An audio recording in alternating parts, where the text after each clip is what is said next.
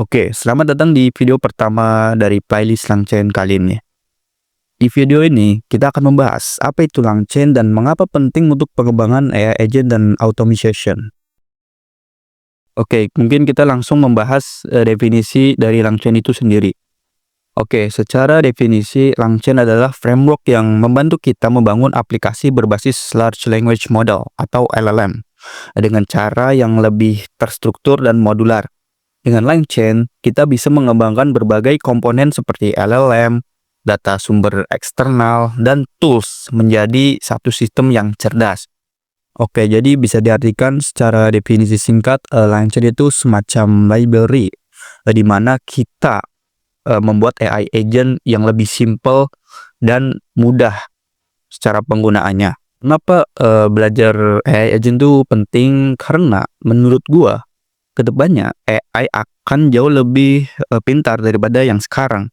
Apalagi banyak praktisi AI yang mengatakan kemungkinan AGI akan datang 5 tahun lagi. Bagi yang belum tahu, AGI itu adalah Artificial General Intelligence. Jadi semacam AI yang bisa berpikir secara umum seperti manusia, bahkan mungkin lebih pintar lagi. Nah, di sini kita harus tahu bagaimana cara memposisikan kita di era AI saat ini. Oke, di sini ada beberapa posisi yang bisa kita ambil di era AI saat ini. Yang pertama adalah Core Machine Learning and AI Engineer. Di posisi ini kita tidak hanya bisa disuruh ngoding, tetapi kita juga harus memahami matematika secara mendalam. Apa? Karena dalam membuat suatu model itu tidak hanya kita ngoding doang gitu, karena matematika juga yang harus kita pelajari, karena matematika itu fondasi bagi si model tersebut bisa belajar dan memperbaiki kesalahan dia. Beberapa framework dalam Python yang bisa kalian gunakan untuk membuat model AI dari nol. Yang pertama adalah scikit-learn, yang kedua PyTorch, yang ketiga adalah TensorFlow. Masing-masing library tersebut memiliki kekurangan dan kelebihannya masing-masing. Kalau saran saya, kalau kalian mau buat model dari nol, saran saya kalian bisa menggunakan scikit-learn terlebih dahulu, karena itu fondasi penting untuk kalian memahami bagaimana suatu model itu di training. Dan jangan lupa pelajari konsep matematika di dalam algoritma model tersebut, karena itu penting banget buat kalian memahami dan mengoptimasi ke depannya model tersebut dengan baik. Yang kedua adalah AI researcher. Ini nggak beda jauh dengan yang pertama tadi, karena pada dasarnya ini juga sama, yaitu membangun model. Tapi bedanya, yang versi AI researcher ini dia lebih ke arah fine tuning. Jadi dia nggak ngebangun model dari nol, tapi dia memanfaatkan model yang sudah ada dan di training ulang, menambahkan internal knowledge buat model tersebut. Jika kalian tertarik di posisi ini, kalian bisa memanfaatkan Hugging Face sebagai tempat platform yang menyediakan banyak model. Jadi kalian bisa ambil dan kalian fine tuning sendiri menggunakan dataset dari kalian.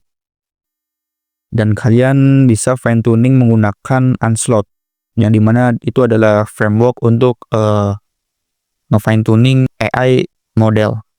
Nah, lanjut ke yang ketiga. Nah, ini nih menurut saya, yang dimana posisi ini tuh nggak terlalu sulit dan nggak terlalu gampang. Jadi dia tuh ada di tengah-tengah. Jadi di posisi ini kita memanfaatkan model yang sudah ada.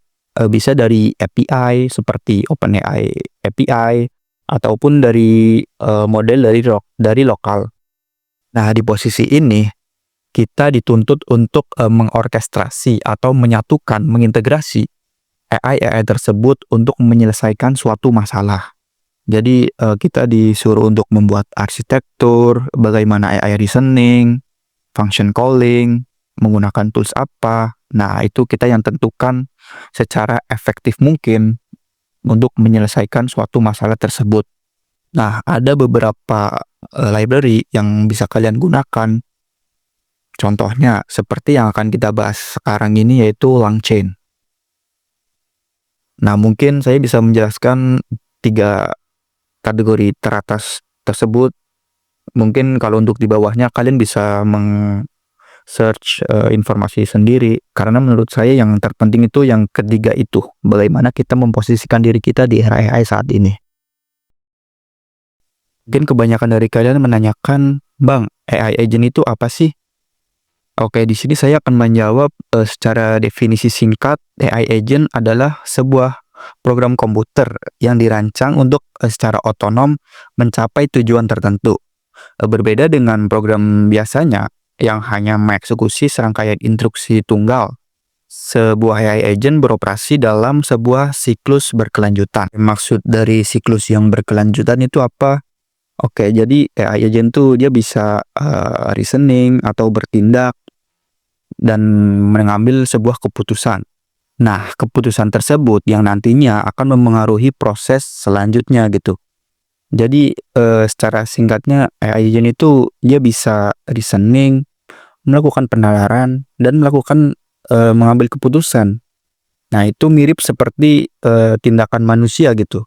Bahkan manusia juga bisa berkolaborasi dengan si AI itu sendiri, yang dimana itu bisa disebut dengan human AI collaboration. Bisa dianalogikan bahwa AI agent itu adalah seorang asisten yang cerdas yang beroperasi secara mandiri, yang hidup di komputer lokal kita. Jadi ya bisa dianggap seperti itulah, supaya kalian bisa mengerti apa itu AI agent dengan mudah. Sebelum kita memulai membuat AI agent, alangkah baiknya kita memahami beberapa terminologi-terminologi dasar yang ada di AI agent. Jadi penting banget ke depannya supaya kita bisa mengerti bagaimana sih sesuatu AI agent itu bekerja. Pertama adalah LLM. LLM atau yang biasa disebut dengan Large Language Model adalah suatu model dari AI yang dilatih menggunakan dataset dari internet yang mungkin berjumlah bahkan jutaan, bahkan miliaran gitu. Mungkin kalian lebih familiar dengan model seperti ChatGPT, Claude, dan lain-lain. Nah, LLM tuh seperti itu. Jadi dalam ChatGPT kan itu kan ada model tuh. Ada model ChatGPT 4.0, 3.5. Nah, itu adalah LLM-nya. LLM ini bertugas untuk melakukan decision di sebuah sistem AI agent kita. Jadi dia tuh perannya tuh sangat penting banget karena dia itu model utama AI-nya gitu. Sehingga kualitas LLM bisa menentukan kualitas dari sistem AI agent itu sendiri. Oke, yang kedua adalah prompt. Jadi yang pertama itu adalah otaknya. Nah, si prompt ini adalah caranya untuk kita berinteraksi dengan otak tersebut supaya dapat menghasilkan output yang jauh lebih maksimal. Jadi kualitas output dari LLM itu bisa ditentukan dengan kualitas prompt tersebut. Makin bagus promptnya, semakin bagus juga output dari si LLM tersebut. Jadi, kedua komponen ini saling terintegrasi dan saling melengkapi. Dan selanjutnya yang ketiga adalah tools. Oke, tools berfungsi untuk supaya si LLM bisa mengambil data eksternal. Jadi dia tidak menggunakan 100% pengetahuan dia untuk menghasilkan output. Melainkan dia juga butuh tools eksternal supaya datanya itu valid dengan data yang sekarang. Bisa dibilang supaya datanya relevan lah dengan masa sekarang. Ini tuh saja yang perlu kalian tahu sebagai pembuka untuk playlist LangChain kali ini. Jadi nextnya kita akan mencoba instalasi LangChain di komputer lokal kita.